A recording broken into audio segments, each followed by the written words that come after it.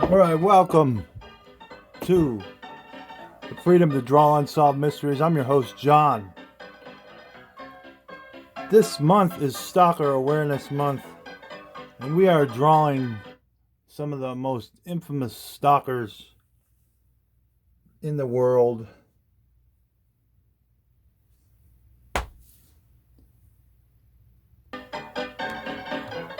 This month is Stalker Awareness Month, and we're drawing the most infamous stalkers, the serial killers. In today's episode, as you can see down here, is the case of BTK, Dennis Rader, the BTK killer. He stalked his prey by driving through neighborhoods.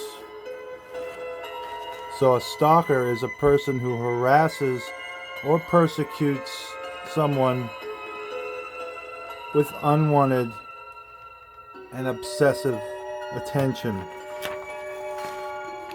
We drew a little outline of Mr. Schrader here. Forgive me, I'm having technical difficulty today. So we're going to draw him and tell you a little bit about him. Dennis Rader tormented his Kansas community with a string of murders and taunted the police, who couldn't solve his crimes, but he blew his own cover through an insatiable desire for attention.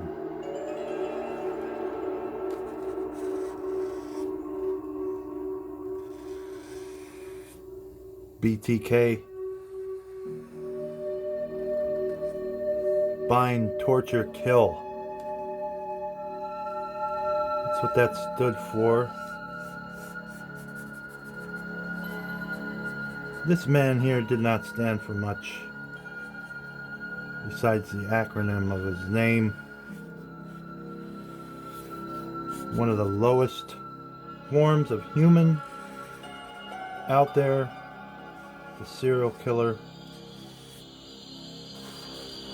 But they were effective stalkers, and we're learning about stalkers this month. Dennis Rader, who took 10 innocent lives in the area of Wichita, Kansas, as the BTK killer for bind, torture, kill, seemingly had twisted modus operandi figured out to a T. A family man, government worker, and church leader by day, Rader was smart enough to blend his community and avoid detection for the strings of victims and stalkings and killings that fulfilled his sexual desires. And while he relishes the headlines that announced his grotesque acts and the taunting messages he relayed to the media, he also controlled his impulses enough to suddenly stop the killings and disappear before authorities could get too close to his trail. Yet it was his insatiable lust for attention that ultimately proved to be his Achilles heel. BTK reemerged years later to remind police that he remained at large, but got too careless with his cat and mouse games, providing investigators with an opening to crack the once unsolvable case and bring the killer to justice.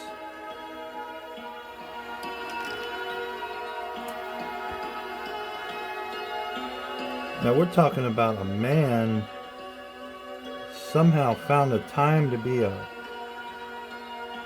father to all these kids and a government worker, and still do these horrible acts of violence at night. I don't know where he found the time to do all this stuff.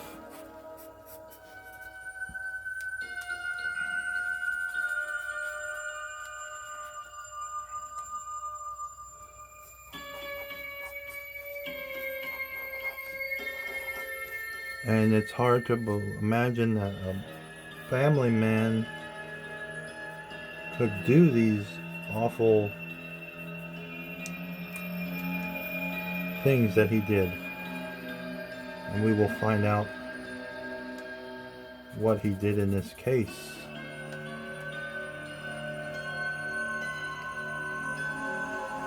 January 15th, 1974, Rader kills 4 members of the Otero family.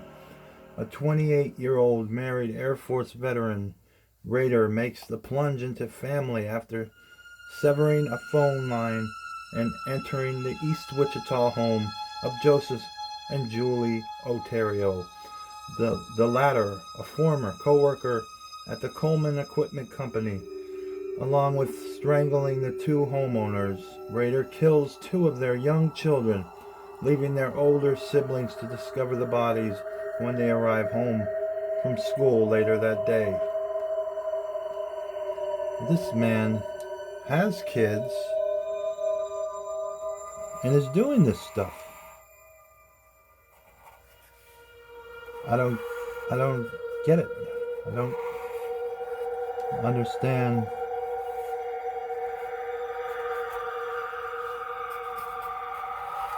what the thrill is.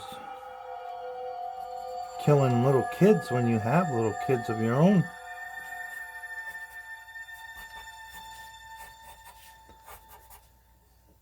The worst kind of thing you could do is kill a little kid, in my opinion. But again, this man stalked his people. He drove around looking for the right people to do it to. And this is what he came up with. So the stalker mentality is quite prevalent here. And this show just wants to put a spotlight out there of what stalking can lead to if you don't put an end to it. Put a plug in it.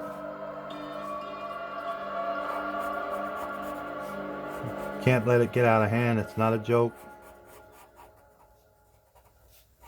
Not a joke at all. It's very serious. And I hope none of you have to deal with a stalker. Thank God I've never had to.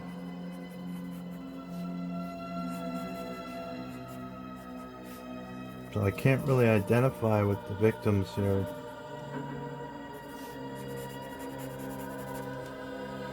April 4th, 1974, Rader strikes again. Catherine Bright, another Coleman employee, returns home with her boyfriend Kevin to find Rader waiting with a gun. Kevin somehow survives a gunshot to the head, but he is unable to save his own sister, who Rader stabbed to death. So that was in April. October 74, the killer introduces himself to police after one young man allegedly confesses to killing the Oteros with 2 friends. An editor at the Wichita Eagle receives a strange phone call that directs him to a mechanical engineering book at the Wichita Public Library. Police find a book and a letter wedged inside, which reads, in part, "Those 3 dudes you have in custody are just talking to get publicity. The code words for me will be bind them, torture them, kill them. BTK. You see, he's at it again. There will be on the next victim." Along with including then unknown details of the Otero killings, the letter is filled with what authorities come to recognize as the killer's peculiar brand of misspellings and grammatical errors, along with a distinct sexually suggestive signature. So he was using grammar errors big time in saying those in that letter.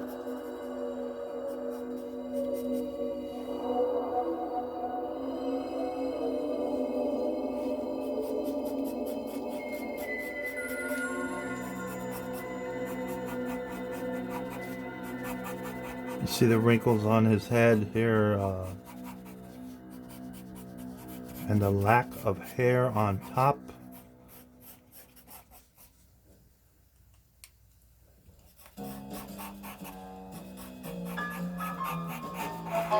Maybe he shouldn't have been doing this kind of stuff.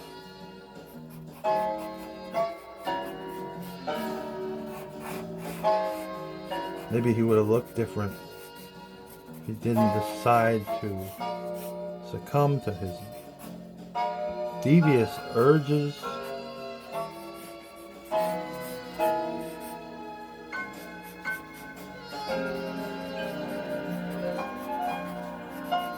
How could you defend this guy? I don't know. There's not much you could say about this guy. Guy's sick, twisted. March 17th, 1977, BTK murders a mother of 3. Entering a home by way of the 5-year-old child who opened the door, Rader barricades the boy and his 2 siblings in the bathroom before strangling their mother, Shirley Vian. The children eventually escape and provide police with a vague description of the intruder. December 8th, 1977, BTK reports his next victim. After binding and strangling 25-year-old Nancy Fox, Rader heads to a payphone to point police to his handiwork.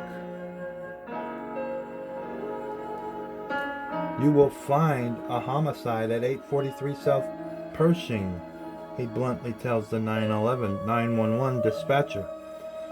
January 31st, 1978, the killer reaches out with a poem. The Wichita Eagle receives an index card imprinted with a poem that begins with Shirley Locks, wilt thou be mine?" Unaware of the connection to Shirley Vian and believing it to be a Valentine's Day note, the mail clerk forwards the card to the paper's classified department.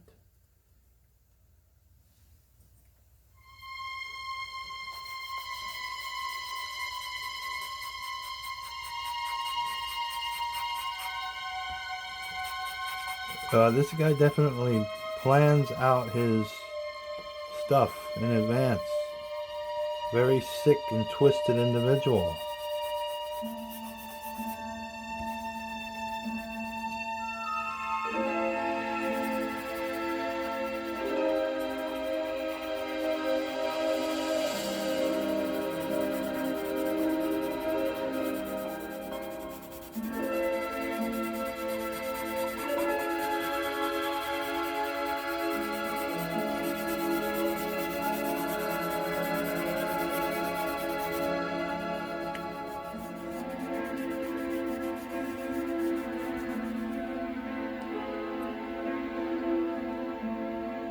February 10th, 1978, the BTK threat is made public after another letter.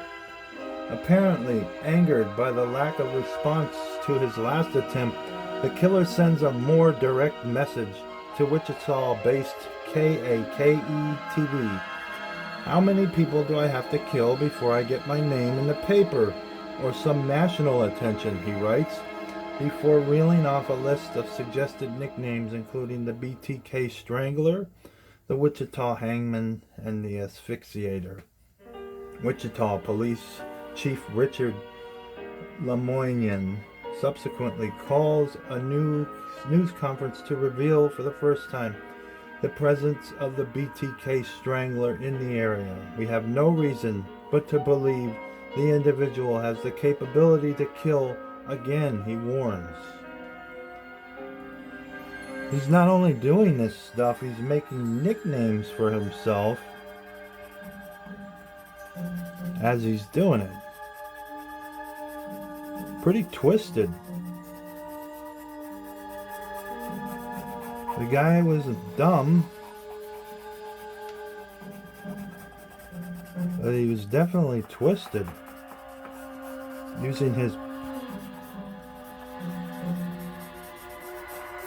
Using his smarts for evil, not good. There's all that stray hair up there. trying to do stuff like this will stress you out. So why even do it?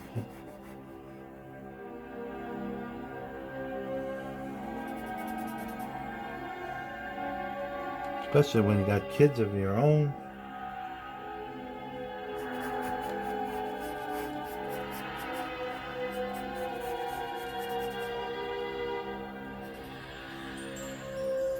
April 28th, 1979, another target narrowly misses becoming the next victim.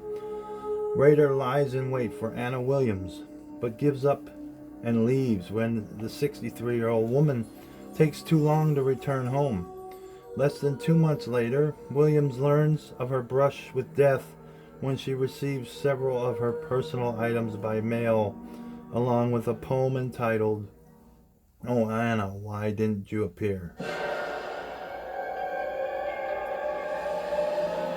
August 14th, 1979, BTK's phone call is a broadcast.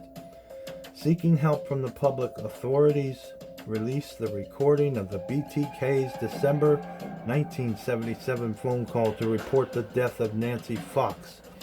Tips come pouring in from the listeners who think they recognize the voice, though no relevant information emerges. 1984, the Ghostbusters are formed. Chief Lemoyne establishes a task force devoted to BTK crimes, nicknamed the Ghostbusters after the popular Bill Murray movie. The task force, which includes a young officer named Ken Landwehr, who will spearhead later efforts to track down the killer, takes pains to carefully organize and preserve valuable evidence.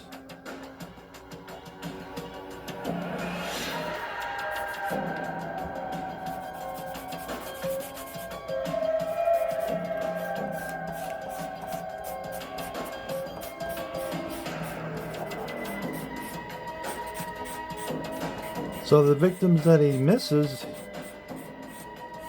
doesn't become their victims. They avoid it.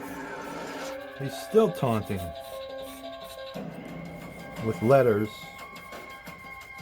sick letters. This is a stalker out of control.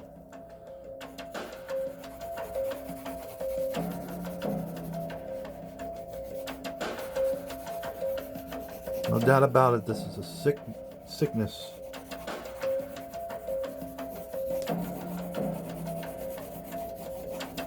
Never got help with it. April 27th, 1985, Rader's neighbor is strangled. After an evening of bingo and dinner with her boyfriend, 53-year-old Maureen Hedge is taken from her home in the Wichita suburb of Park City, just down the street from Rader's house. She is found dead by strangulation 8 days later, though police fail to connect her murder to the BTK at the time. September 16th, 1986. A husband takes the blame for the work of the BTK.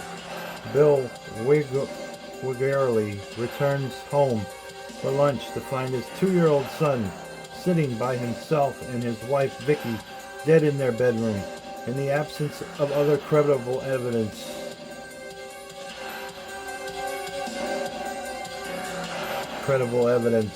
The husband becomes the primary suspect in Vicky's death. January 19th, 1991, BTK kills for the final time.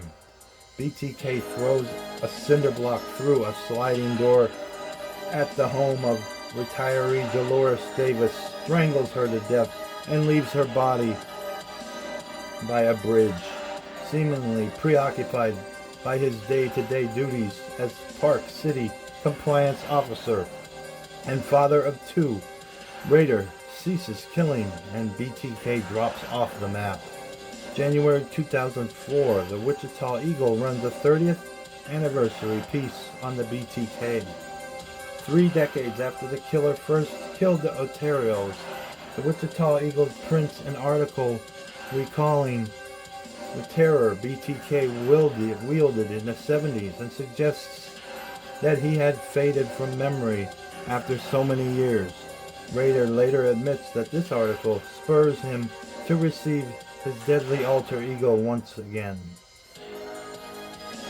March 19, 2004, the Wichita Eagle receives an envelope from a Bill Thomas Kilman containing a copy of Vicky Wiggerly's missing driver's license, photos of her body, and BTK's distinctive signature, a chilling message that links her unsolved murder to BTK and declares the Wichita Terror to be very much alive. May 5th, 2004, BTK teases with a puzzle. BTK next outreach mailed to KAK TV includes a phony ID, chapter titles for a BTK biography, and find the word letter grid spelling out clues like prowl and fantasies. Though investigators note the lack of his usual signature, puzzle sleuths later realized that letters RADER are grouped around the numbers 6220, the author's street address, and his last name was Rader, RADER.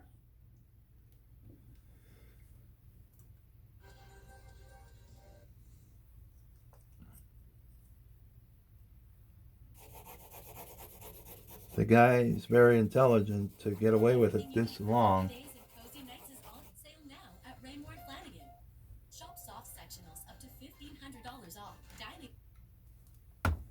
He got away with it a long, long time.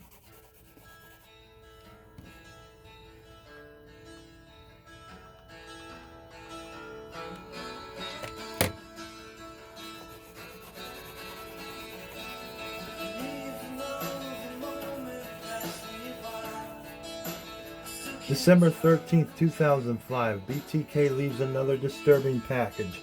After BTK leaves,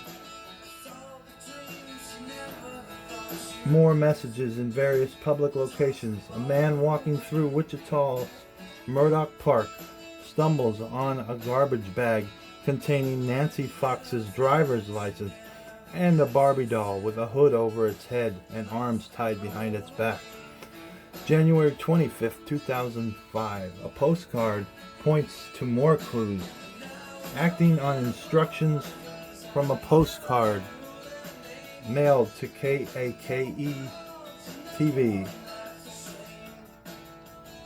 police find a cereal box on a road outside Wichita containing a graphic description of BTK's first murder and another doll fashioned in a death position. However, it's another section of the postcard which inquires as to whether his package was found at the local Home Depot. That proves more interesting to authorities. After poking around the store, investigators learned that one employee had found a cereal box in the bed of his pickup truck. A search of his trash produces the box and a message asking if BTK could communicate via a computer floppy disk without being traced. If so, the police are instructed to run a newspaper ad with the message, "Rex, it will be okay." January 28th, 2005. Police signal BTK through the newspaper. After an undercover detective makes arrangements with the Wichita Eagle, the paper runs a classified ad that reads, "Rex, it will be okay. Contact me, P.O. Box, first floor, reference number at 67202. 6 days later, BTK confirms his receipt of the message through another postcard sent to KAKE. February 16, 2005, a computer disk breaks the case wide open. Computer disk arriving by mail is relayed to cyber cop Randy Stone, who uncovers the BTK's message about checking an index card for more information, along with the hidden metadata that reveals the disk to have been used by a dentist at Christ Lutheran Church and Park City Library. Within seconds, an internet search for Christ Church Lutheran Church reveals the name of its president, Lynn Rader. Already armed with DNA evidence carefully preserved by the Ghostbusters in the 80s, Lieutenant Landwehr and his team learned that Rader's daughter, Carrie, had been in the hospital for a pap smear. The hospital soon turns over a sample of her DNA, which matches that of the BTK. February 25th, 2005. Rader is arrested. And it talks about his hearings, and he pleaded guilty to 10 counts, first-degree murder. He's sentenced to 10 consecutive life terms in prison, which is appropriate. He pled guilty. He waived his right to a preliminary hearing. I think he wanted to go to jail. I don't know. This guy's pretty sick and twisted and doesn't make a lot of sense for the motives. I don't know what to say about this guy, but he definitely was a stalker. So this is what happens when stalkers are left to their own devices and not caught. Classic example right here. He is in jail now, though. I think he's still alive. Disgusting person right here. Lynn Rader, a true stalker. That's about it for this show. True believers, this is John for the Freedom to Draw Unsolved Mysteries Party. Signing out.